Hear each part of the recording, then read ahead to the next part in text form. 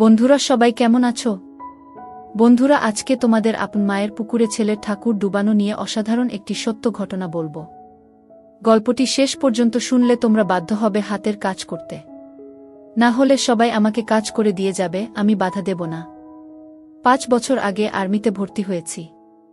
বাড়িতে মা আর ছোট একটা বোন আছে, অনেক আগে মারা গেছে। আমি তখন 9-এ পড়ি আর ছোট বোনটা 5-এ। তখন থেকে মা নিজে সংগ্রাম করে সংসার চালিয়েছে, ঘরে বসে সেলাই মেশিন দিয়ে মানুষের কাপড় বানিয়ে বানিয়ে আমাদের ভরণ পোষণ করেছে। কিছু চাষের জমি ছিল তাই রক্ষে। না তো আমার চাচা কাকারা যেমন হারামি এক মুঠো ভাত তুলে দেওয়ার মানুষ ছিল না। নানা নানি দাদা দাদি অনেক আগেই পটল তুলেছে, মামা মামিরা কিছুটা সহযোগিতা করেছে, তাও নাকড়ার মতো করেছে যাতে মা যা ভাগে পেত তা লিখিয়ে নিতে পারে। আমার ভুলি মা সরল মনে তা দিয়েও দিয়েছে। যা হোক, আমি কলেজে ভর্তি হয়েছি কেবলই, এমন সময় শুনলাম আর্মিতে লোক নিবে। মাকে বলে লাইনে দাঁড়িয়ে গেলাম। আমার নিজের উপর ভরসা ছিল, কারণ আমি মোটামুটি সব দিকেই ফিট। যেমন উচ্চতা তেমন বডি। মা বলে আমি আমার নানা মামাদের মতো হয়েছি, ঠিক পালোয়ান। বাবা কাকারা তো এক একটা টিনটিনে, সব কয়টা শুধু বদের হাড্ডি। যা হোক, ভালোই ভালোই টিকে গেলাম। বাড়িতে খুশির ঢোল বেজে উঠল, সবাই বলা বলি করল, যাক ছেলেটা কাজে লাগলো, এখন যদি সোনালির কষ্ট দূর হয়। হ্যাঁ, আমি আমার মার কষ্ট দূর করার জন্য কোনো দিকে না তাকিয়ে খেলাধুলা করার বয়সে চাকরিতে চলে গেলাম।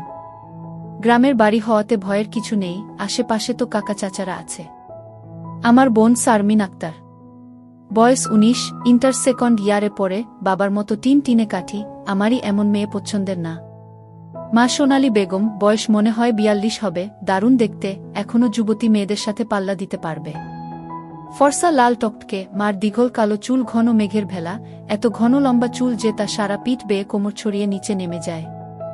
লাল টকটকে ঠোঁট আর টানাটানা চোখ, সব মিলিয়ে আমার স্বপ্নের নারী, আমার জন্মদানকারী বিধবা মা। যা চরম পাপ, যা কখনো পাওয়ার নয়। সবই জানি, সবই বুঝি, তারপরও মনের কোথায় যেন সোনালীকে নিয়ে স্বপ্নের নীড় রচনা করি। যেখানে মা নয় সে আমার সোনালী, শুধু সোনালী। আমার মনের এ গোপন চাওয়ার কথা শুধু আমি জানি। আমার সরকারি বেতনে মার রূপ যেন দিনকে দিন বেড়েই চলছে। মার গর্বে বুক সব সময় ফুলে থাকে, গ্রামে সব সময় আমার জয় জয়কার। 5 বছরে ভাঙা ঘর পাকা করেছি, এখন 4 রুমের বাড়িটা আমাদের শান্তির নীড়। এবার ছুটিতে এসেই মা বায়না শুরু করল আমার বিয়ে দিবে। যদিও এটা অনেক আগে থেকেই চলছে, আমি শুধু বারবার এড়িয়ে যাচ্ছি। আজ এ নিয়ে মার সাথে মুখ কালাকালি হয়ে গেল। মার এক কথা, শারমিন বড় হয়েছে, বিয়ে দিতে হবে। এরই মাঝে কয়েকটা সম্বন্ধ এসেছিল, তার বিয়ে হয়ে গেলে সে একা একা কিভাবে থাকবে, হ্যান ত্যান কত কথা। আমি এসেছি শুনে ছোট মামা এলো, সারাদিন থেকে বিকেলে যাওয়ার সময় আমাদের সবাইকে নিয়ে যেতে চাইল। আমরা না যাওয়াতে জোর করে শারমিনকে নিয়ে গেল, বলল 2 দিন পর মা বেটা গিয়ে বেরিয়ে আসবে আর শারমিনকে নিয়ে আসবে। আমাকে আর মাকে নিয়ে যাওয়ার জন্য আর কি এমনটা করল? সন্ধ্যা থেকে আকাশটা মেঘলা হয়ে আছে দেখে বাইরে গেলাম না। না হলে 2 দিন থেকে এসে সন্ধ্যার পর বন্ধুদের সাথে আড্ডা মারতে বেরিয়ে পড়ি। আজ গেলাম না দেখে মাও খুব খুশি। গরম গরম পকোড়া ভেজে দিল। বিছানায় বসে মা বেটা মিলে আরাম করে খাচ্ছি। মিশু, হুমা, কাউকে পছন্দ করিস? আমি মার মুখের দিকে তাকিয়ে মুচকি মুচকি হাসছি। বল না পছন্দ করিস, করলে এতদিন তুমি জানতে না। তবে হ্যাঁ, একজনকে খুব ভালো লাগে, এবং এও জানি তাকে আমি পাব না। কেন পাবি না? আমার ছেলে কি দেখতে খারাপ? কোনো লাট সাহেবে বেটি সে রে? হা হা। তুমি দেখি রেগে গেলে। রাখব না, এমন সোনার ছেলে আমার। আর কি না, বল তুই কে সে? বাদ দাও মা, আমার যাকে ভালো লাগে তার কথা দুনিয়ার কাউকে বলতে পারবো না, শুধু খোদাকে ছাড়া। মা আমার এমন গম্ভীর কথা শুনে অবাক হয়ে চেয়ে রয়েছে। এটা কি কথা রে বাবা? আমাকে বলতে না পারিস তোর ভাবি মানে রাসেলের বুয়ের কাছে বলিস তুই? না মা, তা না, তুমি আমার সবচেয়ে বড় বন্ধু, তোমাকেই যেহেতু বলতে পারছি না, সেখানে বলতে গেলে তারা তো আমাদের শত্রু, তাদের বলতে যাব কেন? তাহলে বল না, কে সে, কোথায় বাড়ি, কোনো বাড়ির মেয়ে? আমি চুপ করে বসে রয়েছি। মা অনেকক্ষণ আমার উত্তরের অপেক্ষায় থেকে মুখ গোমরা করে চলে গেল। ঘন ঘন বিদ্যুৎ চমকাচ্ছে, আকাশটা কালো হয়ে আছে, রাতের তারাগুলো না জানি কোথায় ডুব দিয়েছে। আমি জানালার গ্লাস খুলে দিয়ে ঠান্ডা হাওয়া গায়ে মাখছি, হাত বাড়িয়ে ব্যাগটা নিয়ে খুললাম, সিগারেটের প্যাকেটটা বের করে একটা ধরিয়ে টানছি। প্যাকেট রাখতে গিয়ে মোবাইলের বক্সটার কথা মনে পড়ল। শারমিনের জন্য যা যা এনেছিলাম সব দিয়েছি, শুধু মার গুলো দেওয়া হয়নি, চেয়েছিলাম দিতে, এমন সময় ছোট মামা এলো তাই আর দেওয়া হয়নি।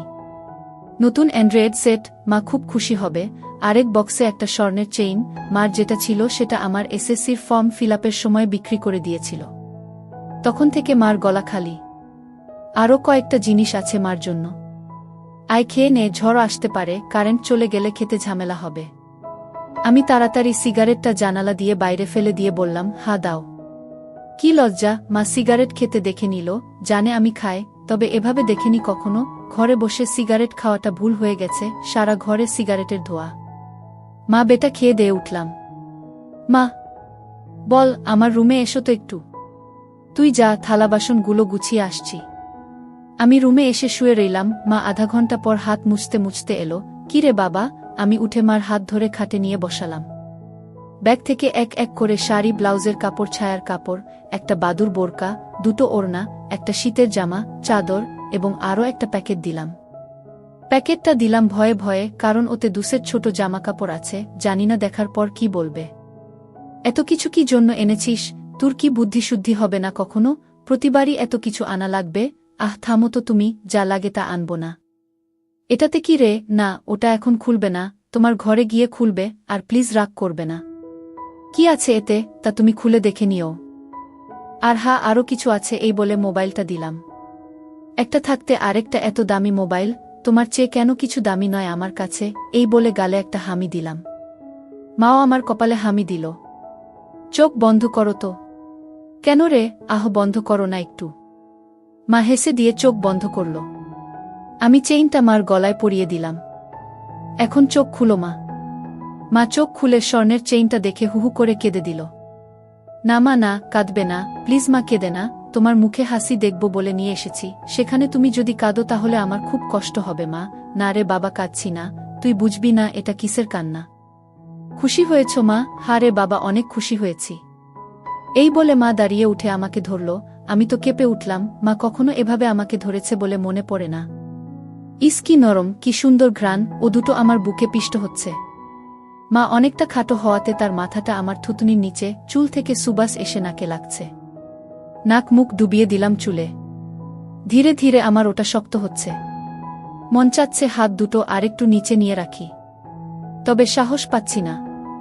মা আমার যা রাগী মানুষ, ছোটবেলায় কত বেতপিটা করেছে তার হিসাব নেই। মার মুখটা দুহাত দিয়ে ধরে কপালে একটা হামি দিলাম। আর কখনো কাঁদবে না মা, আমি যেন তোমার চোখে পানি না দেখি। আচ্ছা বাবা, আর কাঁদব না। তো যাও, লাল তাঁতের শাড়িটা পরে দেখাও তো, দেখি কেমন লাগে আমার মাকে। যা পাগল, আমি বিধবা মেয়ে লোক, এমন লাল টকটকে শাড়ি পরলে মানুষে কি বলবে? কে কি বলল তাতে তোমার কি যায় আসে? আর এখানে মানুষ আসবে কোথা থেকে? মানুষের সামনে না পড়তে চাইলে পড়ো না, এখন আমাকে তো পরে দেখাও। আমার খুব মন চাইছে সাজুগুজু করে কেমন লাগে দেখতে। তাই আমার বাবা এনেছে, আর আমি পরব না তা কি হয়? তবে মানুষের সামনে কখনো পড়তে বলিস না রে। ঠিক আছে মা, আমি শুধু আমার সুন্দরী মাকে দুচোখ ভরে দেখতে পেলেই হলো। যা দুষ্টু, মাকে কেউ সুন্দরী বলে? হা হা, তাই? তাহলে কি বলবো গো? হিহি, তুই জানিস কি বলবি। বেয়াদবি নিও না, প্যাকেটে যা আছে তাও পড়ো। কি আছে রে এতে? যাও খুলে দেখো। মা চলে গেল। আমি পিছন থেকে দেখে মুগ্ধ হয়ে গেলাম। এ মহিলার কি কখনো যৌবনে ভাটা পড়বে না? প্রায় 15 মিনিট পরে মা এলো। অসম্ভব, এ কাকে দেখছি আমি? এতদিন এক পেরে শাড়িতে যে মাকে দেখেছি তার সাথে এ মহিলার কেন মিল নেয়? কি সুন্দর, অতুলনীয়, গর্জিয়াস, মার্ভেলাস, যতই উপমা দিই না কেন কম পড়ে যাবে। মা দরজার কাছে দাঁড়িয়ে আছে, আমি বিছানার পাশে হা করে দাঁড়িয়ে আছি। মা ভীষণ মায়াবী করে হেসে চোখের ভ্রুর উঠানামা করে জানতে চাইলে, কি কেমন? আমি ধীরে ধীরে মার সামনে গিয়ে দাঁড়ালাম। কি রে, কেমন হয়েছে? দারুণ মা, খুব সুন্দর, মনে হচ্ছে অ্যাঞ্জেল। যা দুষ্টু, মাকে এমন কমপ্লিমেন্ট দিতে হয়? আমার 10 পাস মা যে এমন কথাও বলতে পারে জানা ছিল না। সরি মা বলে হাত ধরে বিছানায় নিয়ে বসালাম। আমি নিচে বসে মার কোলে মাথা রাখলাম। তুমি সব সময় এমন ভাবে থাকতে পারো না মা? মা আমার মাথায় চুলে হাত বুলিয়ে দিয়ে, কি পাগলের মতো বলছিস? মানুষে দেখলে কি বলবে? তাহলে বলো, আমি যে কয়দিন থাকবো সে কয়দিন এমন করে সেজে থাকবে কেন রে? আমার খুব ভালো লাগে মা। হি হি পাগল, আচ্ছা থাকবনি। আমি মুখ উঠিয়ে মার মুখের দিকে তাকিয়ে, ওগুলো পড়েছ মা? যা শয়তান, কিছু তো শরম কর। মার জন্য কেউ এসব আনে? জানি না মা কেউ আনে কি না, তবে বাবা থাকলে হয়তো আমিও আনতাম না। সে নেই দেখে মনে হলো আমার মার তো ভালো মন্দর খোঁজ রাখার কেউ নেই, তাই নিজেই রাখি। রাগ হয়েছ মা? না রাগ হয়নি, কিন্তু আর আনিস না। কেন মা, পছন্দ হয়নি নাকি সাইজে হয়নি? সব ঠিক আছে। তবে তবে কি মা? মা লজ্জায় মুখ ঘুরিয়ে নিয়ে, তুই এনেছিস ভাবলে পড়তে শরম করে রে।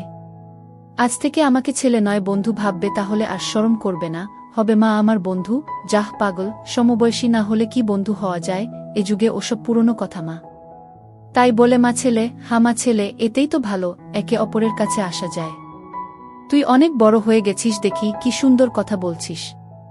তা তো অবশ্যই, কয়দিন পর তোমার ছেলে সেকেন্ড লেফটেন্যান্ট অফিসার হবে। খুব ভালো হবে রে বাবা, খুব ভালো হবে। এমন সময় বিদ্যুৎ চলে গেল। মোবাইলটা জ্বালাতো মিশু, দেখি চার্জার বাতিটা কোথায় আছে। থাক না মা, এমন কি সুন্দর তোমার কোলে শুয়ে আছি। জানো মা, পাহাড়ি এলাকায় একা একা পোস্টে ডিউটি দেওয়ার সময় এমন স্বপ্ন রোজ দেখি। প্রতিদিন মনে হয় তোমার কোলে শুয়ে একটু যদি। ঠিক আছে, এমনই থাক, তোর যত মন চাই। ধন্যবাদ মা। হি হি পাগল। মা হু, আজ আমার পাশে ঘুমাবে একটু? কেন রে, মন চাচ্ছে তোমাকে ধরে ঘুমাতে। ঠিক আছে, যা সদর দরজাটা বন্ধ করে ঘরগুলোতে ছিটকানি লাগিয়ে আয়। আমি উঠে লাফাতে লাফাতে চলে গেলাম। আজ আমার খুশি ধরে না, কিছু হলে হতেও পারে। এক জগ পানি নিয়ে এলাম সাথে করে। এসে দেখি মা শুয়ে পড়েছে। টেবিলে জগটা রেখে খাটের পাশে দাঁড়ালাম। মা দেয়ালের দিকে সরে গিয়ে আমাকে জায়গা করে দিল। বজ্রপাতের আলোতে মার মুখটা মায়াবী মায়াবী লাগছে। খোলা জানালার হিম বাতাসে আমার মনে ঝড় তুলছে। জানি না মার মনে কি চলছে। মনে হচ্ছে মা তার স্বামীকে পাশে শোয়ার জন্য জায়গা করে দিল। মা নতুন বউ, আমি তার স্বামী। দাঁড়িয়ে রইলি যে, শুবি না? হাসুই। মার পাশে শুয়ে পড়লাম, দুজনে মুখোমুখি। আধো অন্ধকারে দুজনে দুজনার দিকে চেয়ে আছি। ঘুমাবি না? তুমি ঘুমাও, আমার ঘুম এত তাড়াতাড়ি আসে না। তাই আয় কাছে আয়, মাথায় হাত বুলিয়ে দিচ্ছি। আমাকে আর পাই কে? একেবারে মার বুকের কাছে বুক নিয়ে গেলাম, তবে কোমরটা দূরে রাখলাম। মা একটা হাত সাইডে লম্বা করে দিল, এখানে মাথা রাখ। মা তার হাতের উপর মাথা রাখতে বলছে। আমি সহজ মনে তাই করলাম। নাকটা মার বগল থেকে ৩-৪ ইঞ্চি দূরে। ভালোমতো দেখতে না পেলেও বুঝতে পারছি যে এর বেশি দূরে নয়, কারণ ঘামের ঘ্রাণ পাচ্ছি। মার বগলের ঘ্রাণেই তো আমার শরীর আনচান আনচান করছে। মার বাম হাতের উপর শুয়ে আছি। মা ডান হাত দিয়ে মাথায় হাত বুলিয়ে দিচ্ছে, এতে করে আঁচল উঁচু হচ্ছে। আর যখনই বিদ্যুৎ চমকাচ্ছে তখনই ওগুলো দেখতে পাচ্ছি। নিজেকে কন্ট্রোল করা মুশকিল হয়ে পড়ছে। মিশু, হু, কাকে পছন্দ করিস বললি না তো? শুনলে রাগ করবে মা, তাই বলা যাবে না। কেন কেন, এমন কাকে তোর মনে ধরেছে যে শুনলে রাগ করব? বাদ দাও না মা, নিজেকে তোমার কাছে ছোট করতে চাই না তোমার মনে কষ্ট দিতে। তোর কথার তো আগা মাথা কিছুই বুঝছি না। নাইবা বুঝলে মা, হু। তোমাকে একটু ধরি। মা হি হি করে হেসে, ধর। কি সুন্দর ঘ্রাণ গো মা তোমার। যা শয়তান।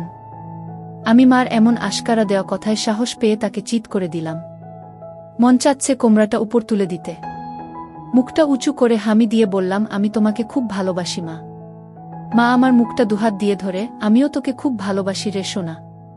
আমার ভালোবাসাটা অন্যরকম মা। কেমন রে? মা ছাড়া আরো অনেক কিছু। কেমন? শুনলে রাগ করবে না তো? আহ বল না, এত পেঁচাচ্ছিস কেন? তুমি আমার ড্রিম গার্ল মা, তাই তো? কি? হ্যাঁ মা, জানি এটা শুনে আমাকে খারাপ ভাবছ, এজন্যই বলতে চাইছিলাম না। আমি তোর মা মিশু, এমনটা কিভাবে ভাবতে পারলি? জানি না মা, শুধু জানি আমি তোমাকে প্রচণ্ড ভালোবাসি। তোমাকে ছাড়া কাউকে ভাবতে পারি না। চুপ কর বেয়াদব, এমন কথা বলতে তোর মুখে বাজছে না? সরি মা। এই বলে তার উপর থেকে উঠে খাট থেকে নেমে পানি খেলাম। মাও বিছানার উপর উঠে বসেছে। বুঝতে পারছি সে অবাক হয়ে আমার দিকে তাকিয়ে আছে। জানালার ধারে গিয়ে দাঁড়ালাম। বৃষ্টি থেমে গেছে, তারপরও আকাশ কালো হয়ে আছে। চাঁদ তারা কোথায় যেন লুকিয়ে গেছে আজ। ঠিক আমার হৃদয়ের মতো চারিদিকে অন্ধকার। এমন সময় কারেন্ট এলো। ঘরটা আলোকিত হয়ে গেল। আমি জানালাটা লাগিয়ে দিলাম, পর্দা ঝুলিয়ে দিয়ে ঘুরে দাঁড়ালাম। মা বিছানার উপর হাঁটুতে মাথা দিয়ে নির্বাক বসে আছে। ফ্যানের হাওয়া আমার রেশমি চুলগুলো দোলা দিচ্ছে। মনে হচ্ছে নববধূ বসে আছে। মা মুখ তুলে আমাকে তার দিকে এক মনে তাকিয়ে থাকতে দেখে, এখনে আয়। আমি মার কাছে গেলাম। বস। বসলাম।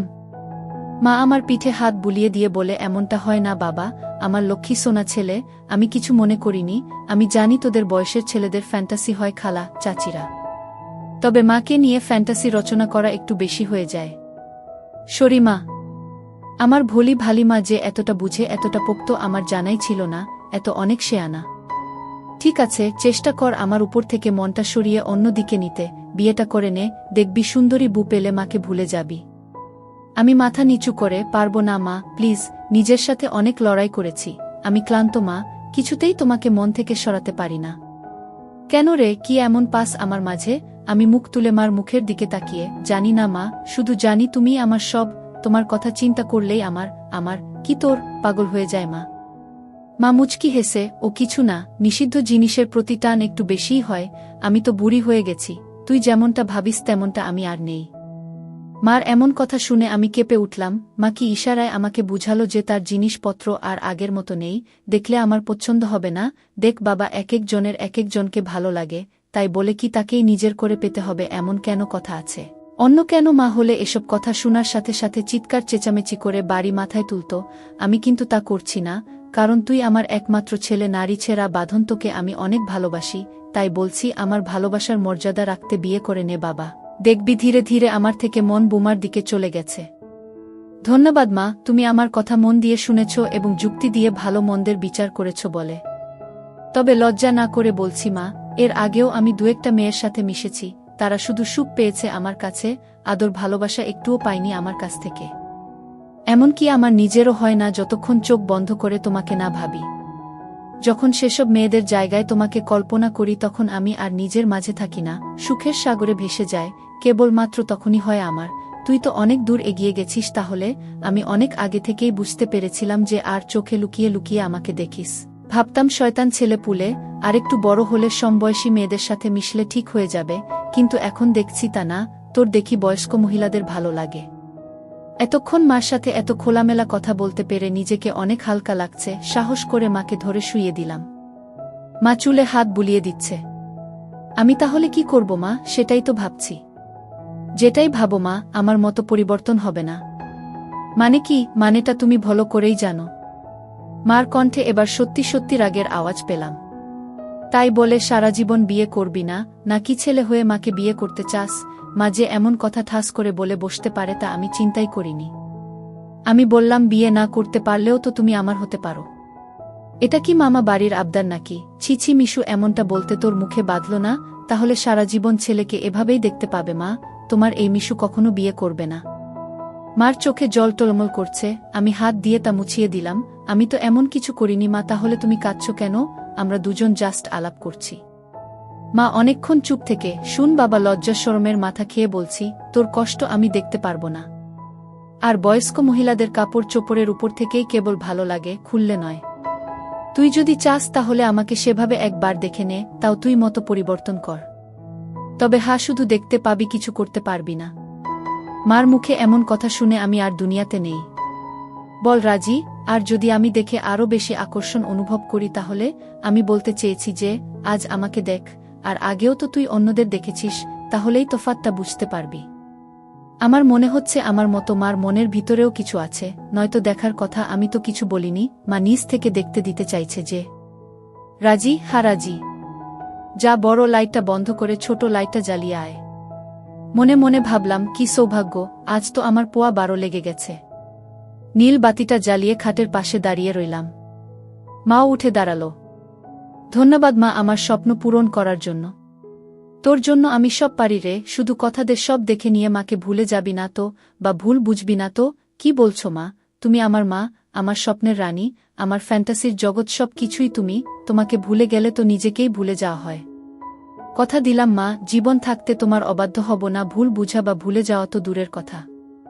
আমি বললাম, কিছু মনে করো না মা, আমি কি ছুঁয়ে দেখতে পারবো? মা আমার চোখের দিকে তাকিয়ে, আমি তোর মা মিশু। মা, তুমি আমার মা এবং আমার স্বপ্নের রানীও। আমি পিছন দিকে গিয়ে শাড়ির আঁচলটা ফেলে দিলাম।